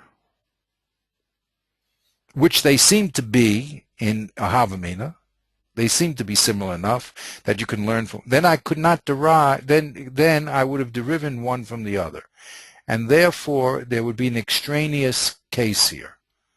So the Mishnah is trying to explain that there's no extraneous case here because there is you would have had a doubt as to which aspect of the case to derive the din from. Now, I'm going to have to say that again a lot slower, okay? Here, the Mishnah is telling us that there's an essential difference between these two cases. What would be if there was not essential difference? If there was no essential difference between the two, so then the Torah was wasting its time for writing both of them. Because if they had the same factor, then I could have written one and I would have learned the other. So the Mishnah is telling us no, that there is a critical factor here, which would have, even if you would have had one, you would have not derived the other. At first glance, these cases seem to have an LC common denominator. You could learn one from the other. The Mishnah, and if that were true, then we'd have a terrible situation, because then there would be no reason to write both of them. If I could derive one from the other, there's no reason to write both of them. So the Mishnah is telling us there's a reason why the Torah had to write both. Even though it seems as if you can derive one from the other, you would have had a doubt and you would have said it's not the sameness that's producing the din, it's the peculiarity that's producing the din. And therefore you would have, if I only had one case, I would have said, you know why you're obligated in the shore? Only because it has the horn, or it has the regel, or it has the shane.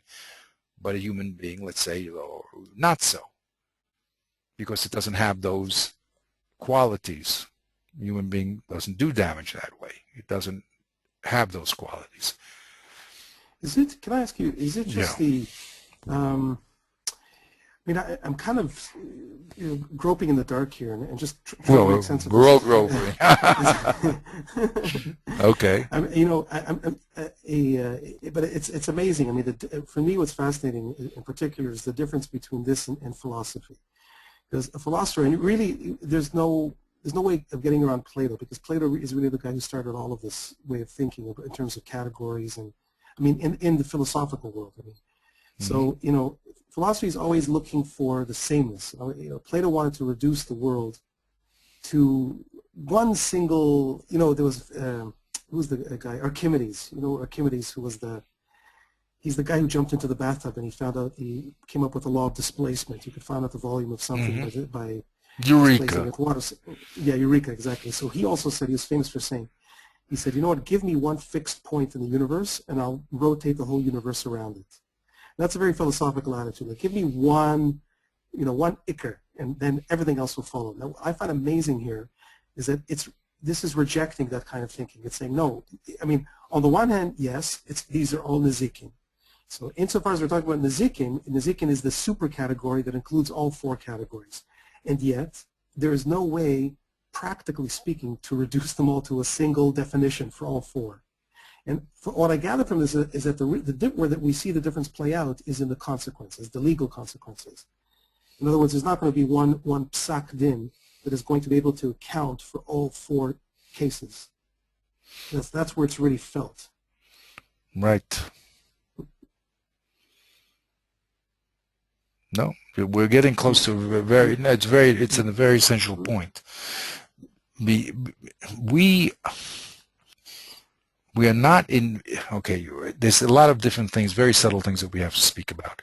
I'm going to jump the gun, okay, and I want to talk about principle that we also have to discuss in Darkei Talmud. The principle is like this. We don't allow repetition. And this is a learning person. We don't allow repetition. Okay? Now, what happens if you do find repetition? Wait a minute, we said you don't allow it. Now you're all of a sudden saying it exists? The contradiction. He says no. We don't allow meaningless contradiction. Meaningly repetition. If there is repetition, then it comes to mamayet. It comes to contract and to say only in those two cases and nowhere else. Let's play that again. If I could derive A from B, and both of them would be written, then the fact that something is repeated when it didn't have to be repeated comes to be a limitation. And to say we can no longer use any of these cases as categorical, and we cannot derive any new cases except the cases stated.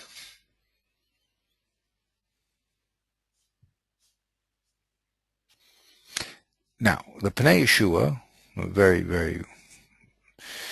one of our great rabbis, says this is the problem that the Mishnah is dealing with. If it were true that I could derive one of these four avos from the other, they would no longer be avos. They would be particulars again.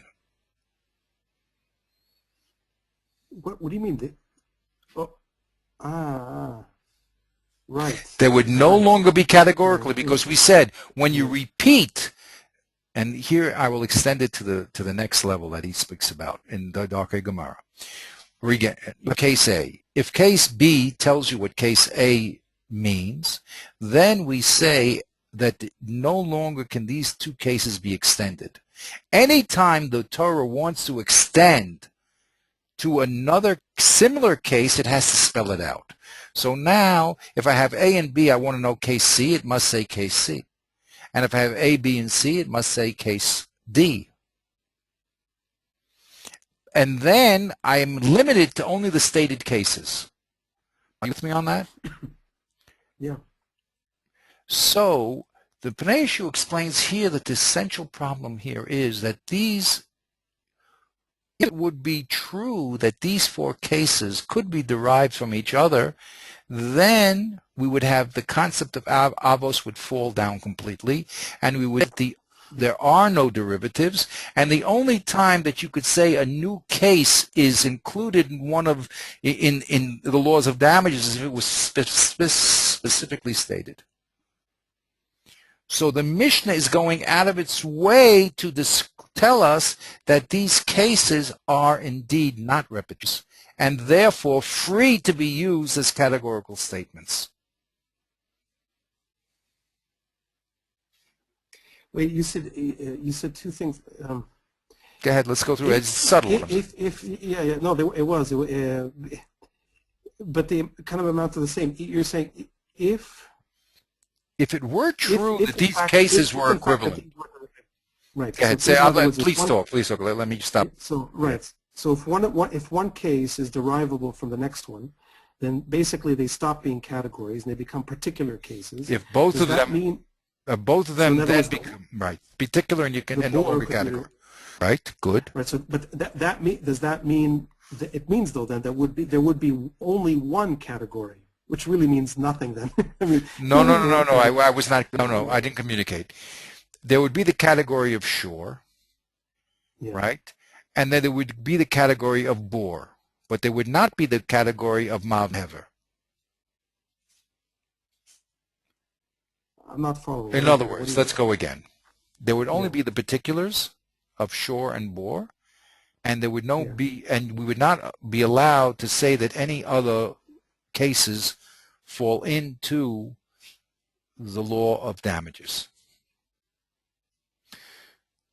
If I had one case and I could derive all the other ones, that's no problem whatsoever.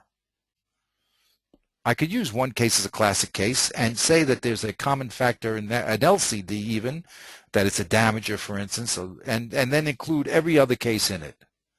But if I have another case which could have been derived from case A, then the Torah is telling me that I no longer can extend the law to any place that's not clearly written. So the only thing that we obligated would be the shore and the bore if they were written, and the aish and the hever, forget about it. And I couldn't even, and I'm supposing you couldn't even derive down into any of the subcategories because the repetition is a limitation. The repetition is a limitation. If it were true that the bore could be derived from the mava could be derived from the shore could be derived from the mava, and they were both written, then repetition turns into a limitation, turns into a miyut. Since repetition is not allowed, its existence forces us to say that the reason why it's there is to limit to these cases and nowhere else.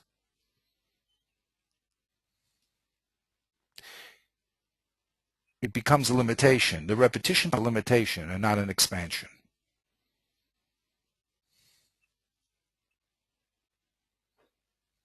You're saying we would only have the shore and the mavin. That's right. Finished. No, we're not. Nothing else.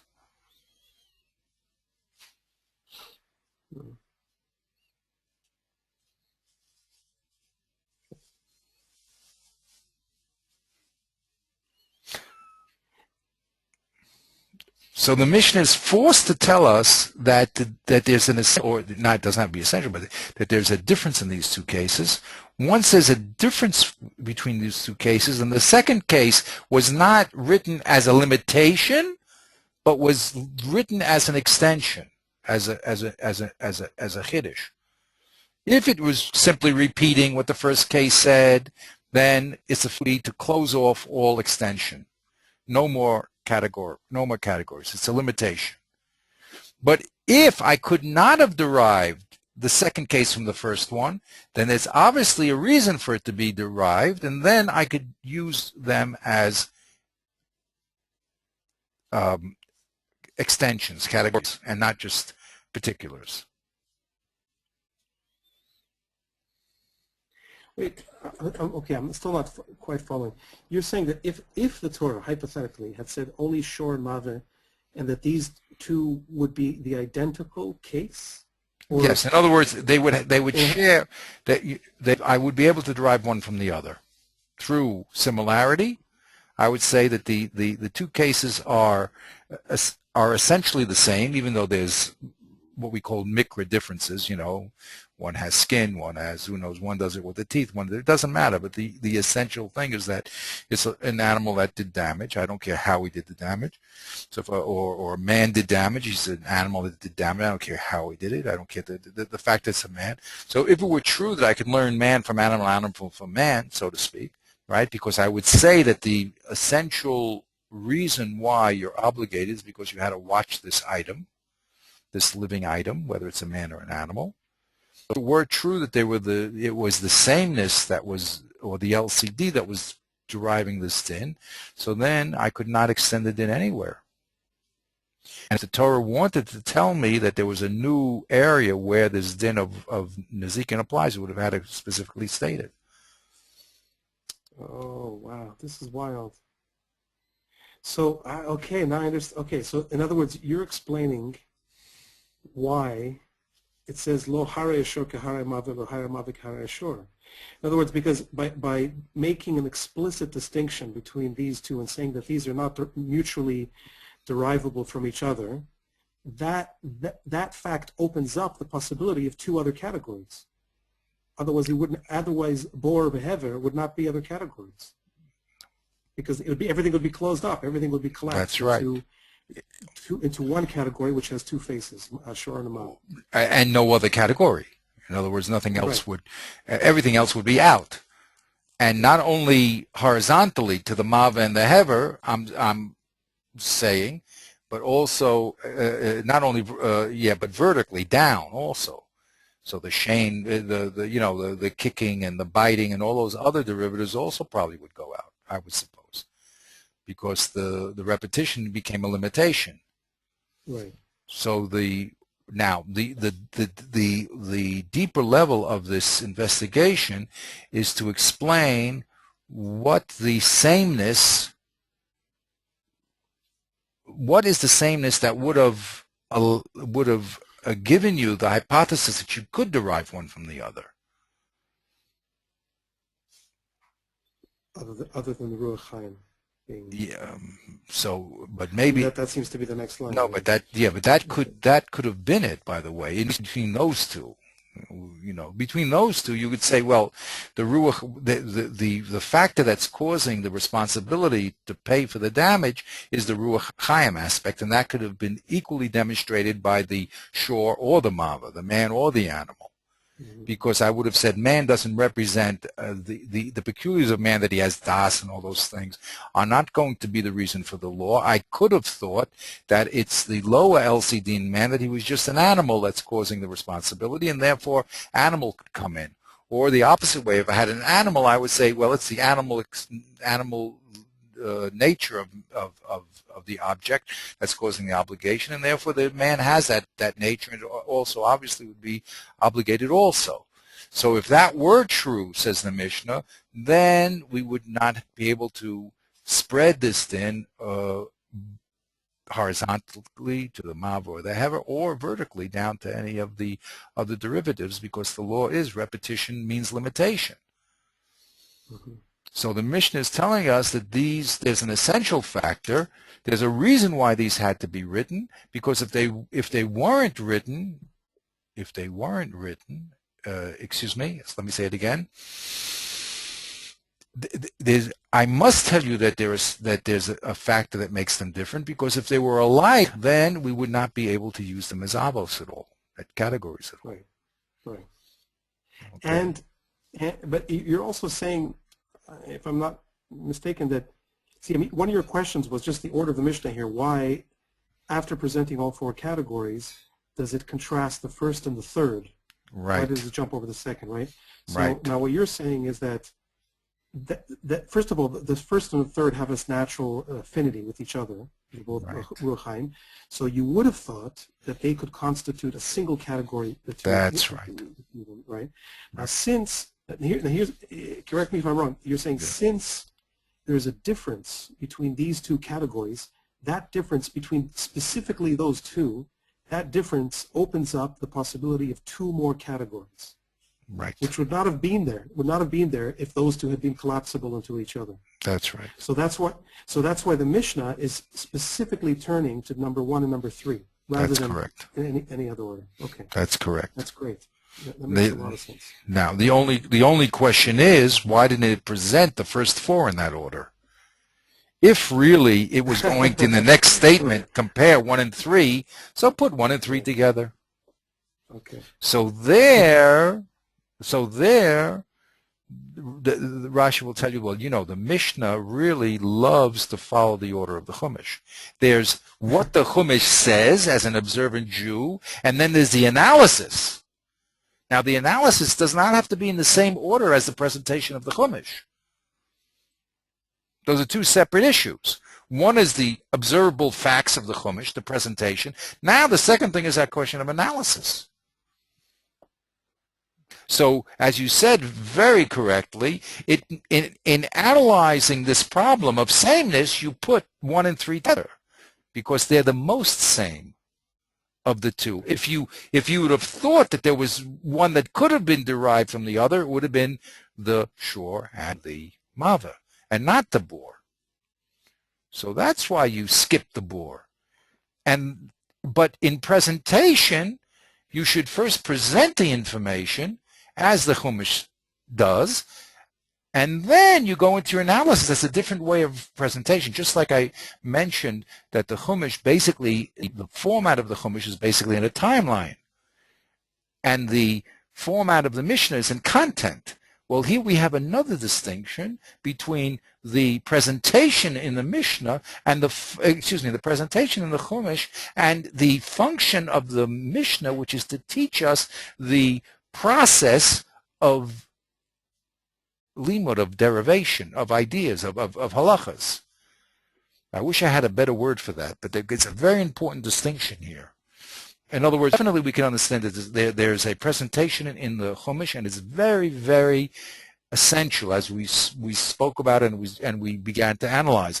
But then there's another level of analysis, which is called lumdus, which is the rules of derivation, that the internal rules of derivation that Torah uses to derive principles that we have to handle. That's what the Mishnah has to handle. That's what it has to talk about. It has to say, wait a minute, it's very nice you presented your information the way you did, Chumash, but doesn't it look as if you're repeating information and therefore you're limiting the cases to particulars and not making them general rules again? So Mishnah has to say, wait a minute here. There's a factor here that's an essential one that will break this learning up, and therefore we can keep the extension. We can keep our avos as categories. But that presentation is a second stage from the present. In other words, that investigation is not based on the same seder as the first. Okay, and that's why the Mishnah switches the Seder, because one is the presentation in the Chumash, but the other one is the analytic question which we're dealing with, and there 1 and 3 makes a lot of sense to compare because they're the most similar, and they look as if they're repetitious. And if there is repetitious, we can't go on anymore. To bore and to hever, we can't go on. We're stopped. Presumably the Seder of the Krah, I mean, Rashi is not. He's not just saying that we have to show fidelity to show fidelity to Scripture. No. I mean, presumably, as the Eibishter's, the Kodesh Baruch Hu's Seder also has some value. 100%. That's what I'm trying. That's what I'm trying to explain. That there's a Kodesh Baruch Hu Seder of presentation, which in and of itself is very, very important, essential, and must be analyzed as it is. But then we have another level of analysis, which is the rules of the Torah and how that now interacts with the presentation. I hope I'm being clear. You see? Yeah. And both of them have to be handled individually and then handled in conjunction with each other. Just like, as I tried to bring an analogy, the presentation of the Chumash could be chronological, but you have to then analyze and say, well, now this case of Misa was mentioned in Vayikra and in Shemos. You have to pull those two things together and now start comparing them and seeing what develops from the analysis of the relationship of those two cases. So the Torah asks us to jump off the page. It's very important that it's done in a time level. That's a very important havchana. I'm going to learn a lot of things about that. But there's another dimension which comes from a different aspect, which gives us a whole new insight to what's going on. So we had to talk about Shur B'Mav and having the Chumash lay it out that way. But there's another level of what we call lumdus, of analysis of the Torah's inner workings in producing new dinim that have to be handled. And the key here is that word avos.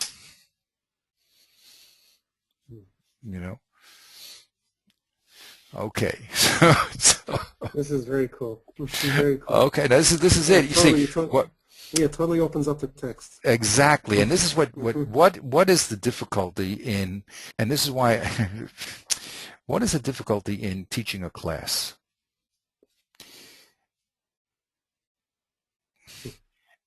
This is very subtle. If it's not understood, it's not understood. You know what I mean? And everybody, it would be wonderful if everybody was on the same wavelength, but it doesn't happen, unfortunately. So it's a very so what happens is a lot of information is memorized and is understood, but this type of subtle relationship is overlooked because there's not enough time put into it. And that's what it says in the beginning of Darkei Gemara. If you're going to get the real wisdom of Torah, then you have to put time into it. You have to go over the text many, many, many times because there's a deep, subtle level of information that's being spoken about in these very, very surface level and simple words. And it requires deep analysis. And that's just very hard to do in a large systematic way because you just have to get it. That's why I really believe that the essence again was the Talmud and the Rebbe, because at a certain place that intimacy of what you're getting and what you're not getting and what you're understanding and what you're not understanding has to be there in order to be guided into these levels. I mean, that's the real way it has to be done. Now, there's more levels and levels we're not talking about, but that's and it's unfortunate that because people we are overloaded with information, and we unfortunately miss this subtle. We have no time. What do you mean you have no time? You're missing the beauty, the harmony, the depth of what's going on over here. Okay, so that's what's happening. Okay, so let's. When do we start here? All the times are all mixed up now. We saw at 10:30, around 11:30, 12:30. Okay, so we'll hold it here. Okay. Yeah. Again, you know, we have all these research now. They put the Daf Yomi on the iPad. I mean, you know, they're really going, you know, wild with the technology. It's going to help to a certain degree because more people will be involved with the words. But this type of subtlety, you're not going to produce it so easily. Now, what I would like to do here is the next time, I keep saying the next time, but you know, because it's chaval not to touch the beauty of the harmonies that are happening in here, is to really to focus now on this last thing here, Meitav Haaretz, okay, and to discuss that again in conjunction with, or in interaction, I like that word better, with the Chumash. Okay, so there's beautiful things to speak about here, but because I have this idea that I really would like to show you how each section interacts with each other, so we're going to, if you please remind me, that we really should focus on Meitav and compare that to the Chumash, you see? And then we're ready to go into the next level. And once we understand what's this Chiddush of Meitav, you see, there's a Chiddush here about, just to tell you a hint of next week's class. The damages that we have to label them, you see, we have to categorize them. You see, there's corporal punishment, there's the capital punishment, there's corporal punishment, there's monetary punishment, you see, there's compensation, there's kanas. We have a few categories there. This one is a explosion. It makes no sense. L'chora, of course. Again, I'm building it up to show. It's a question. If you use the word Meitav, you're supposed to fall down because all these things have Meitav. There's only one particular that has Meitav. And what is this din Meitav? You pay what you damage. What is this din you pay with the best of your fuel? It comes from outer space. So that's going to be our focus. We're going to look at the Chumash. We're going to look at where it's located. We're going to look at this. We're going to see why it's here. And then we're ready for stage 3, which is to go to that next stage of analysis in the Gemara, Bezat Hashem. Okay? Sounds great. Okay. Okay. So now our class, so what's best for you now? Wednesday, Thursday? What is where you hold, or your things haven't settled yet? Well, I guess either one is good. Because I teach, well, let's see, the truth is, I guess Wednesday is a little bit better because I don't teach at night. But as it happens, next Wednesday, I've been asked to give a Pesach talk to a group of women. So I don't know. Let's keep it for Thursday for now, and then like tonight. Thursday, okay, so we'll keep it for Thursday. Now, I did something. Now, I'm just going to shut off the. Okay, I don't know. Who knows what? Shut off this recording here. How do you say stop here? all these modern things.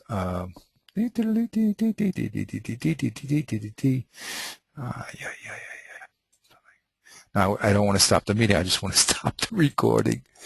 Mute, mute, mute, invite. They have all these nice buttons here. You have to know what button do you push. Share my webcam. Where does it say stop recording? Okay, it doesn't matter. I don't have the time to do that. I want to show you something. What I did in the casino. My strength is Seder. It's one of my most interesting questions. Really, I happen to love Seder. So the what do we call the book that we read? Hello? We call it what we call. I mean, we call it the Seder of Pesach, right? Pesach Seder, we call it. First, not the book. We call the whole day or the whole experience the Pesach Seder, right? Right. So the question is, what's the Seder? It looks like a balagan. The kids are saying, fathers, they're asking questions. Where's the Seder? Okay, now once you start investigating the Seder, so I did a Haggadah where I showed, again, Shorish. You see, it says in Darkei Gemara, go down to the source. What's the source of the Haggadah? Where does it come from? Where does the Seder come from? You see? And then what is the Seder? And let's follow each other. And that's a whole beautiful thing, and I'll just tell you again in 3-4 words. There's a crescendo of experience that comes through the Seder. You have to get from the Averas and the Mitzrayim part, and you have to go up and up and up until you reach Hallel is the highest form of ascension to a real love of a Kodesh Baruch Hu and appreciation. But you can only get there from starting at the Gnus, the low levels of being a slave and being wiped out and everything, you know what I mean, really down. And then you have to watch the Seder rising us up and up and up till the end of the Seder. You're there with a Kodesh Baruch Hu on the fourth cup, and wow, you know. But that's something that you have to appreciate. But I'll send you my Haggadah, okay? And in the Haggadah, it's one of these visual things, but what it does is it shows you the sources of things, and it shows you. It doesn't tell you my Ika Chiddush, that's again, we're always off the page, if you know what I mean. The words are going to now lead you to the relationship. You see, and it's chaval that people don't understand that, but that's what it does. The words and the halacha guide you off the page into the relationship with the Kodesh Baruch Hu. So you have to see the process and then be part of the process, and then you really have the devekas. So I love Pesach. Every holiday is great. Each one has its unique relationship with Hashem, but Hallel at the end of the Seder to me is there's two highs: Shabbos Sukkos for me, and Hallel on Pesach. Those are two very special highs because there was so much work that went into that precious moment of elevation. And if you let it surf, so to speak, if you surf the wave and you take it where it's supposed to go, wow, it's a tremendous relationship with Hashem. Anyway, Bli Neder, I will send you my Seder Haggadah. Okay, have a great day. So we're back on Thursday, right? Is that right? That's a conclusion. Right. Yeah. Great. Yeah, okay. yeah, Great. Have a great Thank week. you. Go to. You too.